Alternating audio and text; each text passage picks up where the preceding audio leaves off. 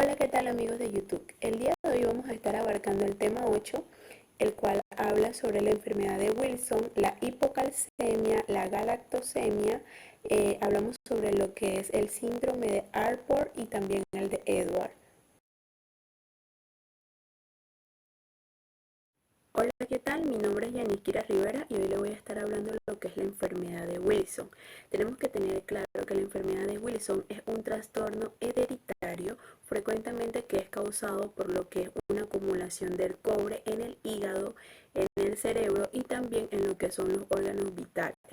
La gran mayoría de las personas que se diagnostican con la enfermedad de Wilson están entre los 5 y 35 años, pero también puede ser en personas adultas y jóvenes. El cobre juega un papel muy importante que más que todo es el fundamento de lo que es el desarrollo en los nervios saludables, en los huesos, el colágeno y lo que es el pigmento de la piel. Normalmente el cobre se absorbe de los alimentos y el exceso de lo que es la sustancia producida por el hígado, que es el bilis. Cuando se diagnostica pronto, la enfermedad de Wilson es tratable y muchas personas que padecen el trastorno llevan una vida normal. Las causas de la enfermedad de Wilson se hereda por lo que es un rasgo autosómico dominante, que significa que va a padecer la enfermedad que debe ser heredada por lo que es un gen, esto más que todo defectuoso, ya sea de cada uno de sus padres. Si recibe solo un gen anormal, básicamente no padecerá la enfermedad, aunque se considera que sea portador y es posible que sus hijos hereden el gen. La enfermedad de Wilson hace que el cuerpo absorba y conserve demasiado cobre en lo que es el hígado, en lo que es el cerebro, los riñones y más que todo los ojos. Esto ocasiona que hayan daños tiscelulares, que hayan cicatrizaciones y los órganos afectados deben funcionar normalmente. Los síntomas de la enfermedad de Wilson, ellos están presentes desde el nacimiento y se van a manifestar debido a la acumulación del cobre en el órgano, en el cerebro y también en el hígado. Los signos y síntomas van a variar según la función de las partes del cuerpo que está siendo afectada. Uno de los síntomas que podemos estar mencionando son lo que es la falta de apetito, lo que es la fatiga y el dolor abdominal, el color amarillento en la piel y la parte blanca de los ojos, que es la ictericia, los cambios del color en los ojos marrón dorado, que son por los anillos de Pfizer-Fleischer. Tenemos lo que es la acumulación del líquido en las piernas o el abdomen, problemas al hablar, ya sea para tragar y también lo que son las coordinaciones físicas y por último lo que son los movimientos descontrolados o rigidez muscular.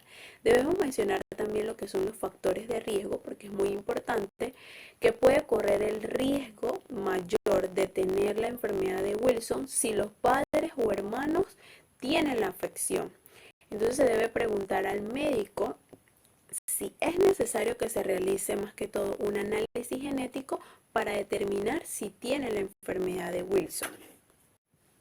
Las complicaciones de la enfermedad de Wilson podemos decir que si no se trata la enfermedad con anticipación puede ser mortal y algunas de las complicaciones graves pueden ser lo que es la cicatrización en el hígado, cirrosis, que esto a medida de que las células hepáticas tratan de reparar lo que es el daño causado por el exceso de cobre, se forma un tejido cicatricial en el hígado, lo cual va a dificultar su función. También hay una insuficiencia hepática. ¿Qué pasa? Se puede producir de manera repentina una insuficiencia hepática aguda o avanzar poco a poco a lo largo de los años. Una opción de tratamiento podría ser lo que es un trasplante de hígado. También podemos mencionar lo que son los problemas neurológicos persistentes, lo que son los temblores, movimientos musculares involuntarios, la marcha desgarbada y también las dificultades del habla. Suelen mejorar con el tratamiento para la enfermedad de Wilson. Sin embargo, algunas personas pueden tener dificultades neurológicas persistentes a pesar del tratamiento que estén tomando. También presentan lo que son problemas renales. La enfermedad de Wilson puede dañar los riñones, lo que ocasiona problemas como cálculos renales, lo que es la cantidad anormal de aminoácidos que se encuentran excretados en la orina. Y las dos últimas, que son los problemas psicológicos y también sanguíneos. En los problemas psicológicos pueden ser cambios tanto en la personalidad, ya sea por la depresión, irritabilidad, y también pueden ocasionar lo que son trastornos de bipolaridad o lo que es la psicosis. Y en los problemas sanguíneos puede ser lo que es por una distribución ya sea de los glóbulos rojos, y se puede producir lo que es una anemia o una ictericia. El diagnóstico de la enfermedad de Wilson más que todo puede ser complicado porque los signos y síntomas suelen ser difíciles de distinguir en otras enfermedades hepáticas como lo es la hepatitis. Para hacer el diagnóstico más que todo, los médicos se basan en una combinación de síntomas y resultado de análisis. Las pruebas y procedimientos que se usan para diagnosticar la enfermedad de Wilson corresponden a las que estamos viendo presente en la diapositiva, que es el análisis de sangre y orina. Con análisis de sangre y orina se pueden controlar lo que es el funcionamiento del hígado y verificar a nivel de una proteína que fija el cobre en la sangre, que más que todo sería la ceruloplasmina, y así como nivel de cobre en la sangre. Es muy probable que el médico también pueda medir lo que es la cantidad de cobre que va eliminando la orina durante un periodo de 24 horas. Otra sería el examen ocular, y muy importante, con un microscopio equipado, ya sea con una fuente de luz o también con una intensidad de lo que es una lámpara de hendidura, o un oftalmólogo que revisa básicamente la parte de los ojos para verificar si hay presencia de anillos de Pfizer-Fleischer que se puedan ver debido a lo que es el exceso de cobre en los ojos. La enfermedad de Wilson también está relacionada con el tipo de catarata, la cual llamamos lo que es la catarata de girasol, que se puede detectar con lo que es un examen ocular, como mencionamos, como la lámpara de hendidura. La otra que estamos viendo en pantalla es la extracción de una muestra de tejido de hígado para análisis, ya sea para la biopsia más que todo. El médico inserta una aguja delgada a través de la piel que va a ser dirigida hacia el hígado, y ahí se va a extraer la muestra pequeña de tejido. El tejido se va a analizar en el laboratorio para detectar lo que es el exceso de cobre. Y por último tenemos lo que es el análisis genético, y muy importante, un análisis de sangre puede identificar básicamente mutaciones genéticas que pueden causar la enfermedad de Wilson. El hecho de conocer lo que son las mutaciones en tu familia va a permitir que el médico pueda examinar ya sea a los hermanos o iniciar lo que es un tratamiento antes que pueda aparecer los síntomas. Las pruebas de laboratorio pueden incluir un conteo sanguíneo completo, una ceruloplasmina sérica, cobre sérico, ácido único sérico y también el cobre en orina. Y otros exámenes pueden incluir más que todo lo que es el examen de cobre en orina de 24 horas, una radiografía abdominal, resonancia magnética del abdomen y también, y muy importante, lo que son las tomografías computarizadas de abdomen. El tratamiento de la enfermedad de Wilson más que todo es recomendable en medicamentos llamados quelantes, que fijan lo que es el cobre y después hacen que los órganos lo liberen más que todo al torrente sanguíneo. Luego los riñones filtran el cobre y se liberan a través de la orina. El tratamiento posterior consiste en lo que es evitar el cobre que vuelva a acumularse. Cuando el daño hepático más que todo es grave, podría ser necesario realizarse lo que es un trasplante de hígado. Y de los medicamentos es importante resaltar que si los medicamentos se toman para la enfermedad de Wilson, el tratamiento va a ser de por vida, y algunos medicamentos los cuales podemos mencionar que serían la penicilina, lo que es la trientina y lo que es el acetato de zinc. La cirugía en la enfermedad de Wilson es si es un daño hepático grave, es posible que necesite un trasplante de hígado. Durante un trasplante de hígado, el cirujano va a extirpar el hígado enfermo y lo va a reemplazar por un hígado saludable que va a ser donado. La mayoría de los hígados trasplantados provienen de un donante, más que todo fallecido, pero en algunos casos el hígado puede provenir más que todo de un donante vivo. Por ejemplo, de un familiar en caso de un cirujano extirpe el hígado enfermo y lo reemplace por la parte del hígado del donante. La hipocalcemia es un desequilibrio de electrolitos con un nivel bajo de calcio en sangre. Tenemos que tener en cuenta que el calcio es muy importante para mantener nuestros huesos y dientes saludables, como también lo normal del funcionamiento de lo que son los músculos, nervios y también el nivel normal del calcio en sangre, que va a mantenerse a través de la acción de la hormona paratiroidea, los riñones y también el intestino. Si la albúmina es baja, el nivel del calcio debe ser corregido. Y si el nivel de calcio corregido será mayor si la albúmina es baja. Tenemos que tener muy en cuenta eso. Los síntomas más comunes de la hipocalcemia son la parestesis, que son adormecimientos y hormigueo de los dedos, espasmos faciales o carpo, reflejos hiperactivos y también irritabilidad, entre otros. Signos y síntomas de lo que son la hipocalcemia en los bebés. Los síntomas de la hipocalcemia van a depender de qué tan bajos sean los niveles de calcio del bebé y qué tan deprisa haya bajado esos niveles.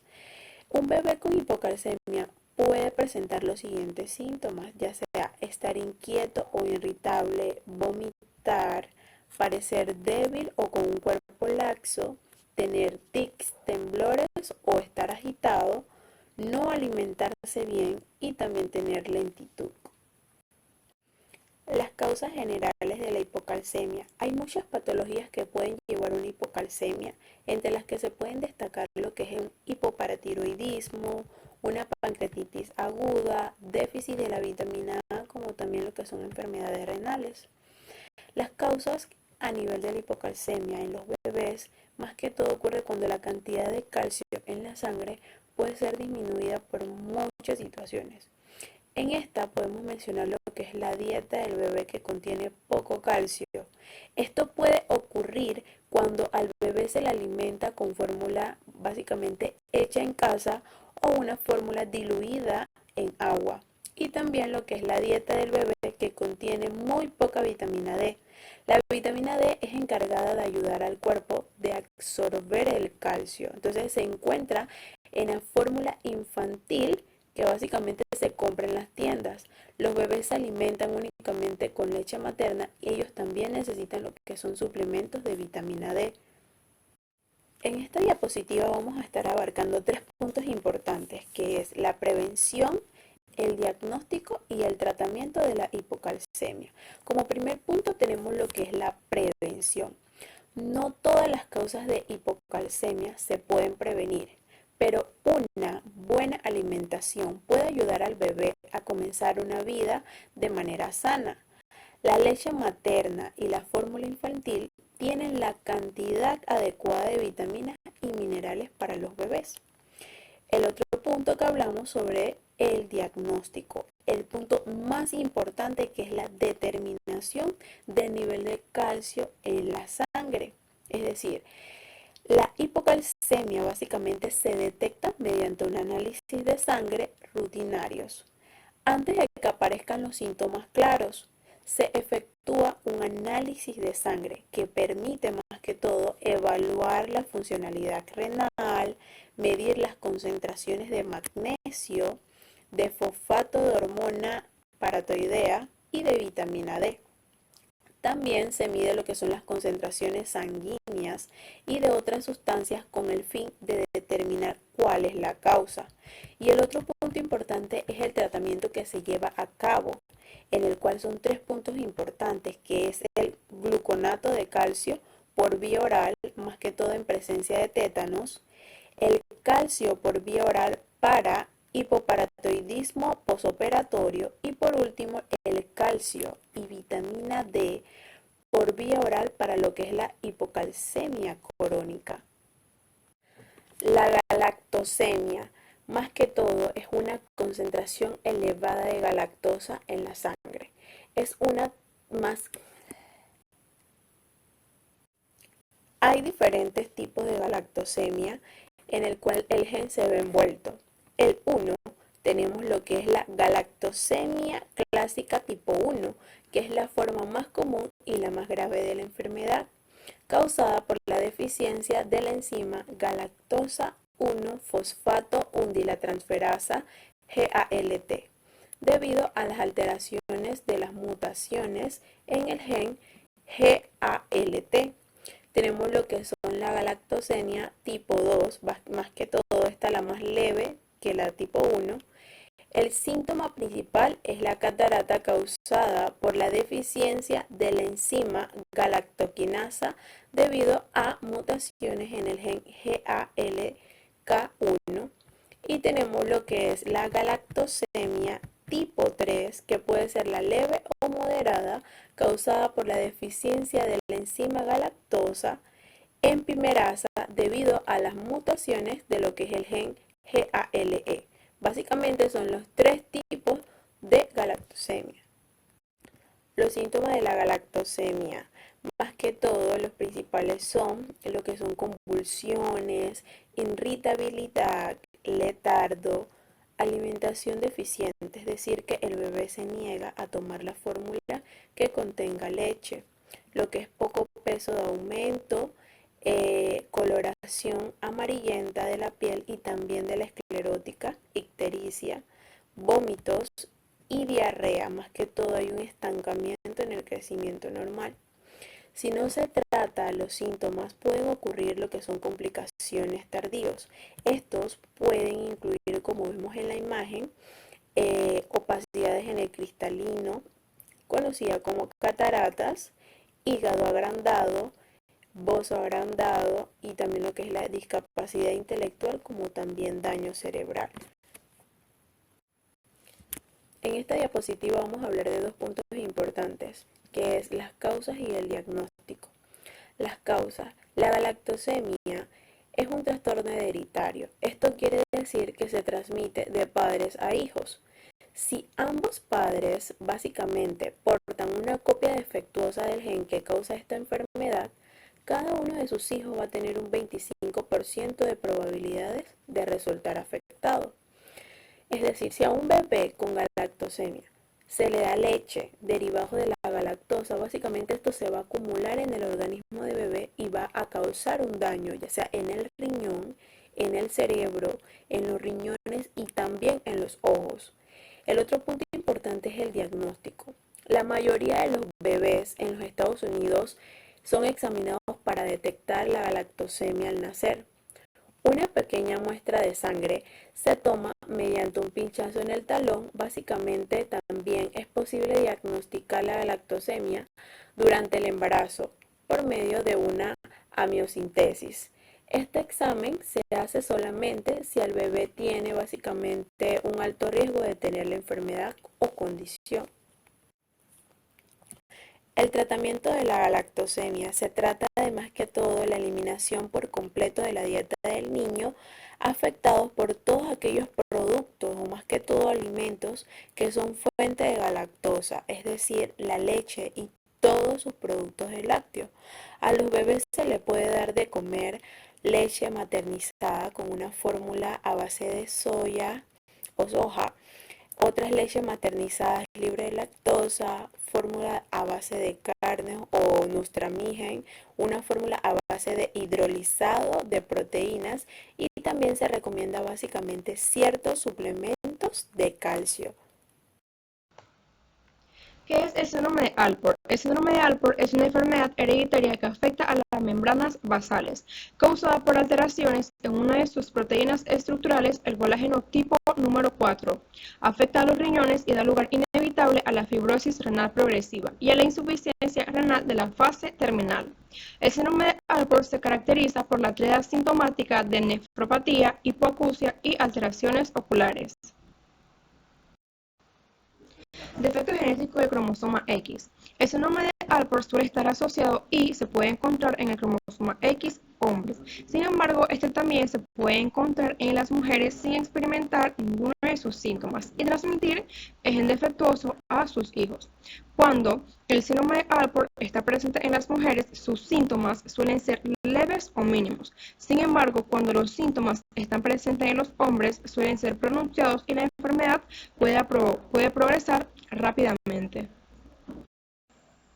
Existen tres tipos genéticos. Este es el síndrome de Alport ligado al cromosoma X, como sus siglas en inglés lo indican, XLAS. Este es el más frecuente y la enfermedad suele ser igual de grave en hombres que mujeres. Este es el síndrome de Alport autosómico recesivo, ARAS, como sus siglas en inglés lo indican, y la enfermedad suele ser igual de grave en hombres que mujeres. Y está el síndrome de Alport autosómico dominante, ADAS, que es el menos frecuente, y la enfermedad suele ser igual de grave en hombres que en mujeres. Síntomas. Entre los síntomas suelen presentar hipoacusia, tos, presión arterial alta, hematuria, color anormal en la orina, proteinuria, hinchazón de las piernas, tobillos, pies y alrededor de los ojos. Cualquier síntoma relacionado con la audición respecto al síndrome de Alport suele ser permanente. Los síntomas suelen variar según la edad, sexo y función, además del tipo genético. Manifestaciones clínicas, afección renal. La hematuria es el signo más importante, ya sea la microhematuria persistente o intermitente, o bien episodios relacionados con la hematuria macroscópicas, que pueden originar cuadros de infección respiratorias. Además está lo que es la proteinuria, el cual puede aumentar con la edad y evolucionar a un síndrome nefrótico o a una enfermedad renal crónica terminal. Afecciones oculares. Entre las afecciones oculares tenemos distrofia polimorfa posterior a nivel de córnea, catarata y lenticono, retinopatía en flecos, y entre las pruebas neurofisiológicas tenemos potencial visual de abocado, electrooculograma y electroretinograma. Afección auditiva. La hipoacusia neurosensorial no es congénita, ya que suele aparecer al final de la niñez o inicio de la adolescencia. La hipoacusia se diagnostica mediante la audiometría y suele afectar sonidos agudos y suele ser bilateral. El síndrome de Alport suele ser más frecuente en el síndrome de Alport ligado al cromosoma X o al síndrome de Alport autosómico recesivo. Pruebas y exámenes. Entre las pruebas se pueden realizar las siguientes: audiometría, examen de nitrógeno úrico en la sangre, creatinina sérica, conteo de eritrocitos, biopsia renal y análisis de la orina. La prueba genética es el patrón oro para la diágnosis de esta condición. Tratamiento. Al día de hoy no existe un tratamiento específico para las personas con síndrome de Alport. El tratamiento que reciben las personas con el síndrome de Alport es similar a las personas que sufren de presión arterial alta y otros síntomas de la enfermedad de riñón. El trasplante de riñón se considera la mejor opción o como mejor tratamiento ante la llegada de una insuficiencia renal. ¿Qué es el síndrome de Edwards? El síndrome de Edwards, también conocido como trisomía 18, es una aneuploidia humana que se caracteriza por la presencia adicional completo del cromosoma 18. También se puede presentar por la presencia parcial del cromosoma 18 o por mosaicismo de las células fetales. Tipo de trisomía 18. Hay diversos tipos de trisomía 18 que incluye el síndrome de Edwards, como puede ser trisomía 18 por mosaico o trisomía parcial 18. Trisomía 18 por mosaico. En la trisomía 18 por mosaico, algunas de las células del bebé tendrán una copia extra del cromosoma 18. Dependiendo del número y de las células afectadas, asimismo diferirán en las incapacidades del bebé. Cerca de unos 7 en 10 bebés puede sobrevivir 1 o más años. En casos muy raros donde las incapacidades no estén muy pronunciadas, puede llegar a una edad adulta temprana. pero no podrá funcionar independientemente. Trisomía parcial 18. En la trisomía parcial 18, este suele ser el menos severo de la condición. En la trisomía 18 parcial, solamente una sección del cromosoma está presente en una de las células. Esto se debe a la ruptura del mismo y a la unión de un cromosoma distintos. Las incapacidades del bebé dependerán del número de cromosomas afectado y del defecto de las células cromosómicas. Trisomía completa o clásica. Esta es la forma más habitual del síndrome de Edwards. En la trisomía completa, las células del cuerpo tienen 3 copias íntegras del cromosoma 18. Dado que la afección es muy extensa, los síntomas suelen ser más severos que los mencionados anteriormente. Los síntomas del síndrome de Edwards o trisomía 18 se acompañan de diversas anomalías viscerales como lo pueden ser anomalías cardíacas. Están presentes en el 90% de los casos y pueden presentar afectación valvular múltiple, estenosis pulmonar. También pueden presentar tetralogía de Fallot, que es un defecto en el nacimiento que provoca un flujo anormal de la sangre hacia el corazón. También está transposición de grandes vasos, ya que esta es una anomalía en la posición de los vasos como aorta, arterias y ventrículos. Y también está coartación de aortas. Anomalías craneofaciales, microcefalia, microcognatia, paladar hendido, occipucio prominente y fontanelas amplias. Anomalías oculares, microftalmia, ojos anormalmente pequeños, coloboma de iris, opacidades corneales y cataratas. Anomalías esqueléticas, dedos de las manos montadas, talón prominentes y dedos del pie en dorsiflexión, escoliosis, uñas hipoplásticas y piernas cruzadas. Malformaciones urogenitales, riñón en herradura, ectopia renal, hidronefrosis, que es acumulación anormal de la orina, riñón poliquístico, hipoplasia de los labios mayores y criptorquidia, que es ausencia de uno o ambos testículos y malformaciones uterinas. Anomalías gastrointestinales, onfalocele, hernia diafragmática y atresia esofágica, que es una anomalía en el desarrollo esofágico. Anomalía del sistema nervioso central, espina bífida e hidrocefalia. Debido a que estos niños han sufrido muchas alteraciones en el sistema nervioso central, suelen tener retraso mental.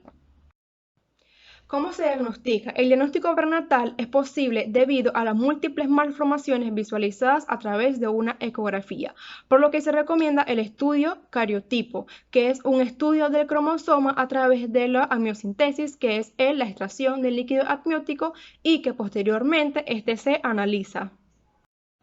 Tratamiento. No existe tratamiento específico para el síndrome de Edwards o trisomía 18. El tratamiento será dependiendo de cada caso y según lo indique cada pediatra. Los médicos y especialistas recomiendan a padres que tienen un hijo con síndrome de Edwards y desean tener más hijos realizar la prueba genética como método de prevención.